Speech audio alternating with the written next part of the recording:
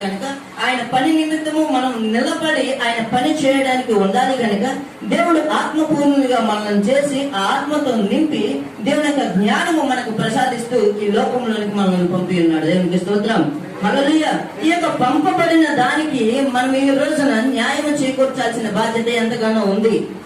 దేవుని యొక్క సేవకులుగా మనము దేవుని యొక్క పని విధానాన్ని మనం పక్కన పెట్టినట్లయితే దేవుడు అంటున్నాడు కదా, మనము ఇటువంటి ప్రజలుగా ఉండడానికి మనకు వీలు లేదు. ఒకవేళ మన పనిని ఎవరైనా మెచ్చితేనే కానీ మన పని చేసే విధానంగా ఉంటే ఈ రోజున అటువంటి పనిని ఈ రోజున మానుకోవాలి. మనం దేవుని యొక్క జ్ఞానంతో నింపబడిన మనము, దేవుని యొక్క పరిశుద్ధాత్మ శక్తితో నింపబడిన మనము దేవుని యొక్క మహోన్నతమైన దీవెన కోసం ఎదురు చూడాలి తప్ప మనుషుల యొక్క దీవెన కోసం కానీ, మనుషుల యొక్క పేర్ల కోసం కానీ, మనుషుల యొక్క పొగడ్తల కోసం కానీ మనం చూసినప్పుడు అది ఎంతగానో మనకు దిగజారిపోయే స్థితిలోనికి తెస్తా ఉంటుంటది.